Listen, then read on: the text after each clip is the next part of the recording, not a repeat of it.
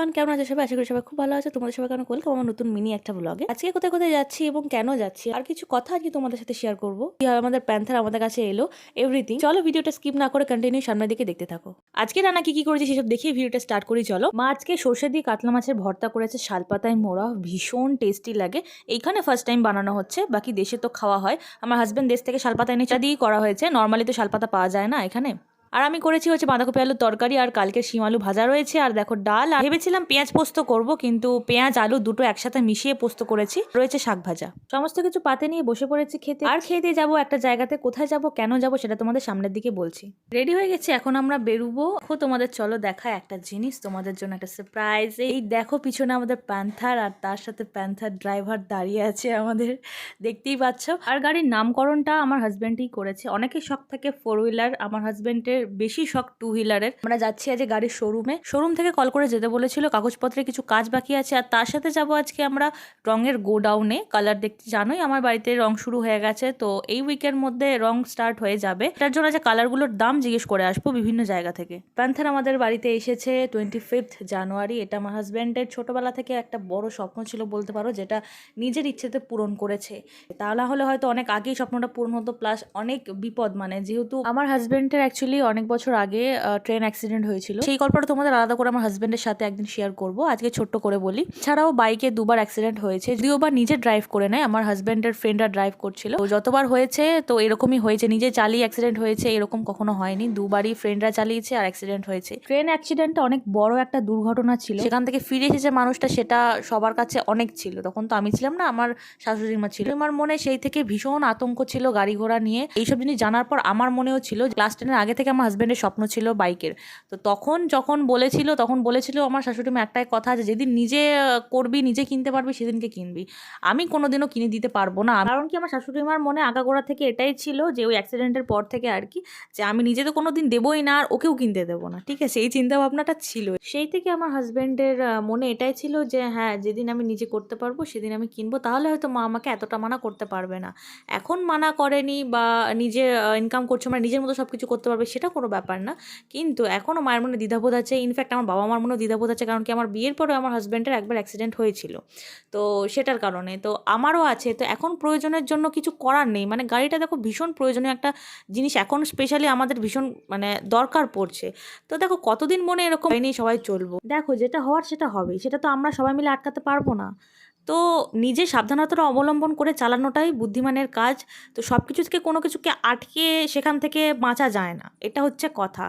তো এখন মানে সব কিছু ঠিকঠাক করে আমি নিজের মনকে শক্ত করেছি, প্লাস আবার মাকে বুঝিয়ে বাজিয়ে, যতই হোক না কেন একটা তো থাকেই। মানে এখনও মানে গাড়ি কিনে মনে শান্তি নেই আর কি, আমার মায়ের মনে, আমার মা মনে হচ্ছে আমার শাশুড়ি মার মনে।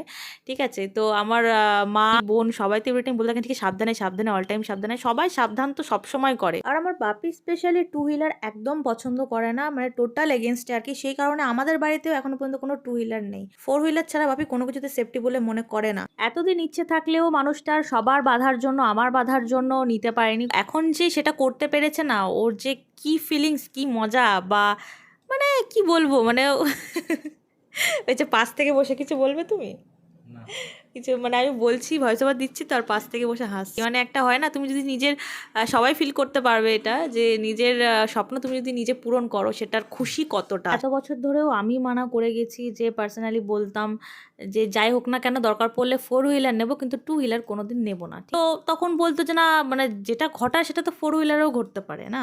তো সেটাই আমরা এটাই ভেবেছিলাম, মানে যে নিলে একেবারে 4 হুইলার নেবো, 2 হুইলার কোনোদিন নেবো না। আমার চিন্তাভাবনা এটাই ছিল। তো যাই হোক, প্রত্যেকটা মানুষের তো একটা স্বপ্ন থাকে, ইচ্ছে থাকে, ফুলফিল করলো। এটাই তোমাদের সাথে শেয়ার করলাম। ছোট্ট কিছু একটা গল্প বলতে পারো, কি কিছু ঘটনা বলতে পারো, যেটাই বলো না কেন, জানি না এটাকে কি বলবে। শোরুমে যা কাজ ছিল সেসব মিটিয়ে ফেরার পথে এখানে মিষ্টির দোকান দেখতে পেলাম, আর গরম গরম সিঙ্গারা ভাত ছিল সেখানে, সবাই খাচ্ছিল, চাটনি দিয়ে দিচ্ছিল, সেটার জন্য আমি স্পেশালি আরও খেতে চাইলাম। এই যে দিচ্ছে এখন গরম গরম সিঙ্গারা, আর জিজ্ঞেস করলো চাটনি নেবো কিনা, আমি বললাম হ্যাঁ দাও, চাটনিটার জন্যই আমার খাওয়া। কারণ কি, চাটনি দিয়ে সিঙ্গারা খেতে আমার ভীষণ ভালো লাগে। আর চাটনিটা বেশ ভালোই ছিল, কিন্তু মিষ্টি ছিল প্রচুর। আমার হাজব্যান্ডকে জিজ্ঞেস করলাম খাবে কিনা, সে বললো না খাবে না, ওর কিছু খেতে ইচ্ছা করছে না এখন। সিঙ্গারাটা খেতে সত্যিই খুব ভালো ছিল, ভীষণ টেস্টি ছিল সিঙ্গারাটা। আর ভিতরে যে আলুটা থাকে তরকারিটা, সেটাও ভীষণ টেস্টি ছিল, আর আমার চাটনির সাথে তো ভীষণই ভালো লেগেছে। যারা আমাকে চেনো তারা তো জানে আইসক্রিমের প্রতি ভালোবাসা ভালোবাসে আমার কতটা। আর ঠান্ডার মধ্যে আরও বেশি বেশি করে আইসক্রিম আমার খেতে ইচ্ছা করে। বহুদিন হয়ে গেল আইসক্রিম খাইনি, লাস্ট কবে খেয়েছিলাম সেটাও মনে নেই আমার অ্যাকচুয়ালি। তো এখানে আইসক্রিম দেখে আমি আমার হাজব্যান্ডকে রিকোয়েস্ট করছিলাম প্লিজ কিনে দিতে। দেখতেই পেলে ওর ফেসের রিয়াকশনটা কীভাবে মুখ ঘুরিয়ে নিল। এখানটায় দেখো গাড়িটা দাঁড় করিয়ে নিয়ে একটুখানি কানটা ঢাকা দিয়ে দিচ্ছিলাম, কারণ কি প্রচুর ঠান্ডা ছিল আর হাওয়া দিচ্ছিল ভীষণভাবে। এখানে দেখো কিছু একটা উপলক্ষে হয়তো মেলা হচ্ছিল, সেই কারণে রাস্তায় প্রচুর ভিড় ছিল। আমি আমার হাজব্যান্ডকে বলছিলাম চলো একটুখানি মেলা থেকে ঘুরে আসি, একটুখানি দাঁড়ায়। মানা করলো, বললো মেলা ঘুরতে হবে না তোমাকে, চলো আজকে একটা অন্য জায়গায় নিয়ে যাবো। যেদিকে এসেছিলাম সেদিকে রাস্তাটার কি অবস্থা দেখো, এমনিতে রাস্তা খারাপ, তার মধ্যে আবার রাস্তার কাজ চলছিল। দেখো কি হারে জ্যাম লেগেছে, রাস্তা দিয়ে পাশ কাটাতে ভীষণ সমস্যা ছিল। তো এখানে কিছু লোক বললো এই গলির মধ্যে দিয়ে চলে যাও, তাড়াতাড়ি পৌঁছে যাবে। এই গলি দিয়ে গিয়েই একটু এগিয়ে রাস্তায় উঠবো আর কি। এগিয়ে গিয়েও দেখি একই অবস্থা, গাড়ির কতটা লম্বা লাইন রয়েছে দেখো। দেখে তো এমনি আমার মাথা খারাপ হয়ে যাচ্ছিল, কারণ কি এমনিতে ঘোরা নিয়ে ভীষণ এক্সাইটেড ছিলাম আমি, কারণ কি জায়গাটা আমার জন্য সারপ্রাইজ ছিল। তো কখন যাব মনের মধ্যে অনেক কৌতূহল ছিল আমার।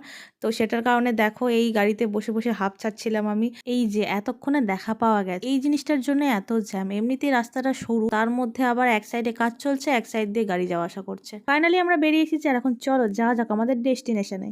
বলতে বলতে আমরা পৌঁছেও গেছি, আর বিশ্বাস করো আমার কোনো আইডিয়া ছিল না কি জায়গাটা এরকম হবে। আমি জাস্ট ভাবতে পারিনি, যখন ফার্স্ট ঢুকলাম না, আমি প্রথমেই মুখ থেকে জাস্ট বেরিয়েছে ওয়াও, এরকম একটা ব্যাপার। ভীষণ সুন্দর একটা ফিলিংস ছিল, আর আমি বারবার বলছিলাম থ্যাংক ইউ। মানে আমার এরকম জায়গা ভীষণ পছন্দ, মানে ভীষণ পছন্দের জায়গা আমার।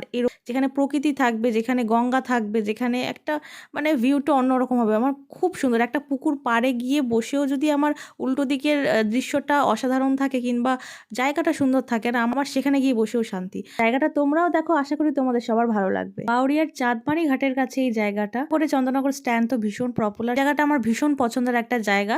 তো ওখানে আমার জেঠুদের বাড়ি, আমরা যাই, তোমরা সেটা দেখো। তো আমি ভাবতাম আমার বাড়ির কাছে যদি এরকম একটা জায়গা থাকতো, আমি প্রত্যেক দিন হয়তো বিকেলবেলা এখানে টাইম স্পেন্ড করতে আসতাম। তো সেই রকম একটা জায়গা আমি পেয়ে গেছি আমার বাড়ির কাছে। আমার হাজব্যান্ডকে বলেও দিয়েছি যে আমার যখন ইচ্ছা হবে আমাকে তখন এই জায়গায় আনতে হবে, আর আমি যদি প্রতিদিন আসতে চাই প্রতিদিন নিয়ে আনবে, কিংবা সপ্তাহে 2-3 দিন একটা ফিক্সড টাইম করবো, এই টাইমে আমরা দুজনে ঘুরতে আসবো এখানে। আমার ভয় শুনেও বুঝতে পারছো তোমরা যে আমি কতটা খুশি। আমি ভিডিও এডিট করতে করতে আমি ভীষণ এক্সাইটেড হয়ে যাচ্ছি নিজেই, ভাবছি এক্ষুনি চলে যাবে জায়গাটাতে। ঢুকে আগে এদিক ওদিক তাকিয়ে আমি স্কুল লাইফের সেই কুলের আচার দেখতে পেয়েছি। তো সেটা আনতেই আমি ছুটে চলে গেছি। হাজব্যান্ডও বললো যাও নিয়ে আনো, দুজন মিলে খাবো। আর দেখো পরে আমি চামচ আনতে ভুলে গেছিলাম, সেটা আনতে আমি আবার যাচ্ছিলাম। বহু বছর পর এরকম একটা জিনিস পেলাম কোথাও। আমি লাস্ট কবে কুলের আচার খেয়েছি এরকম, সেটাই ভুলে গেছি। আচারটা খেতে কতটা সুন্দর ছিল সেটা নিশ্চয়ই আমার মুখের এক্সপ্রেশন দেখেই বুঝতে পেরে গেছো। সেই স্কুল লাইফের কথা মনে পড়ে গেল। আচারটা খেতে চামচের থেকে হাতের ব্যাপার বেশি হয়েছে আমার, চেটে পুটে সাফ করে দিয়েছে একদম। আর আমরা সাথে করে জলও নিয়ে যায়নি, আর ওখানে কোনো জলও কিনতে পাওয়া যাচ্ছিল না। বাকি সব কিছু খাবার দাবার ছিল, কিন্তু জলটা পাওয়া যায়নি। তো সেই কারণে দেখো আমি হাত ধুতে চলে যাচ্ছি, এরপর আমার হাজব্যান্ড যাচ্ছে আর আমি ভিডিও করে দিচ্ছি। বলছিলাম কি দাঁড়াও তোমার কয়েকটা ভালো ছবি তুলি। দেখো আমরা কিছু ছবি টবি তুলে নিয়ে আমরা যাচ্ছি পিছনের দিকে, যেদিকে ঘাট রয়েছে এখানে মন্দিরও রয়েছে, তারপর আবার বসার জায়গা রয়েছে, আর ছোটোখাটো স্টল তো রয়েছে, দেখতে পাচ্ছ খাবারের স্টলগুলো। আমার না বড় কোনো উপহারের থেকে, বড় কোনো সারপ্রাইজের থেকে ছোটোখাটো জিনিসই আমার ভীষণ পছন্দ। ধরো এই যে ফিলিংসগুলো, একটুখানি টাইম স্পেন্ড করা, কি রাস্তার ধারে রোড সাইডে বসে চা খাওয়া, কোনো ধাবায় গিয়ে চা খাওয়া, গঙ্গার পাড়ে বসে চা খাওয়া, এই ছোটো ছোটো জিনিসগুলো যেন আমাকে বেশি খুশি করে। আর এই জিনিসগুলো মানে আজ পর্যন্ত এত বছর হয়ে গেল আমার হাজব্যান্ড মানে টুকটাক, আমাদের মধ্যে এরকম জিনিস থাকে না যে স্পেশাল দিনগুলোতে অনেক স্পেশাল কিছু, অনেক বড় কিছু দিতে হবে, অনেক ভালো কিছু দিতে হবে, এরকম থাকে না। আমরা সবসময় অলওয়েজ সারাটা বছর ক্যাজুয়াল থাকি, নর্মাল থাকি, এবং প্রত্যেকটা দিন ভালোভাবে কাটানোর চেষ্টা করি। মানে স্পেশাল দিনগুলোতে যে স্পেশালভাবে কাটাবো এরকমটা আমাদের না, আমরা যদি এভরিডে পারি এভরিডে স্পেশাল করে কাটাবো, এরকম আমাদের চিন্তাভাবনা। এটা আর কি আমাদের যখন মন চায় তখন দিনগুলোকে স্পেশাল করে তুলি, যে আজকে এই দিন, আমাদের এই বার্থডে, আমাদের অ্যানিভার্সারি, আজকের দিনটা ভালোভাবে কাটাবো। শুধু সেটা না, আমরা বছরের প্রত্যেকটা দিন ভালোভাবে কাটাবো, এইটা আমাদের মনে থাকে সবসময়। সবাই আশীর্বাদ করো, ভালোবাসা দিও, প্রার্থনা করো যেন এইভাবে আমরা ভালো থাকতে পারি। আমার হাজব্যান্ড যেটুকু দেয় না সেটা আমার কাছে অনেক। আর হ্যাঁ, আমার হাজব্যান্ড কিন্তু সবসময় আমাকে সারপ্রাইজ দেয় না, বাট ও যখন দেয় না মানে আমি ভাবতেই পারি না যে মানে ও সারপ্রাইজ দেবে। একটা হয় না আগে থেকে ধারণা যে দিতে পারে, কারণ কি আমাদের সারা বছর তো এরকম চলে না। মানে ওই ধরো না বছরে একবার দুবার যখন ইচ্ছে হলো, আর এমন এমন সারপ্রাইজ দেয় না যেগুলো আমার ধারণার বাইরে, যেগুলো আমি ভাবতেই পারি না, যেরকম আজকে, কিংবা যে কোনো কিছু এরকম এক্সাম্পল, কিংবা আরও অন্যরকম কোনো গল্প তোমাদের অন্য কোনো ব্লগে বলবো, আজকে থাক। চারিদিকটা ঘুরে ঘাড়ে এখন চলে এসেছি চা খেতে, তারপরে চলে এসেছি ফুচকার স্টলে। বললাম চলো ফুচকা খাই, অনেকদিন খাইনি। অ্যাকচুয়ালি আমার ওষুধ চলছে সেই কারণে খাইনি অনেকদিন, আর আমি ভুলেই গেছিলাম। খাওয়ার পর একটা দুটো খাওয়ার পর মনে পড়েছে আমার তো ওষুধ চলছে। সেই সময় আমার হাজব্যান্ড বলছে খেয়ে নিচ্ছে যখন পুরোপুরি খেয়েই নাও। তো এই অল্প করেই খেলাম। আর দেখতেই পেলে আর একটা মেম্বার চলে এসেছিলো, আমাদের কাছে ছিল সাথে। তো আমার হাজবেন্ড না পশু পাখি ভীষণ ভালোবাসে, যেখানেই যায় না কেন মানুষ বন্ধু না হলেও এই বন্ধুগুলোকে ঠিক জুটিয়ে নেবে। তো দেখতেই পাচ্ছ আমাদের এখানে দাঁড়িয়ে আছে। আমার হাজবেন্ড বিস্কিট কিনে দিয়েছিল আর সেই থেকে পিছন পিছন ঘুরেই বেড়াচ্ছে আমাদের সাথে। ফুচকা খেতে খেতে আজকের ব্লগটা এখানেই শেষ করব। আজকে অনেক কিছু শেয়ার করলাম তোমাদের সাথে।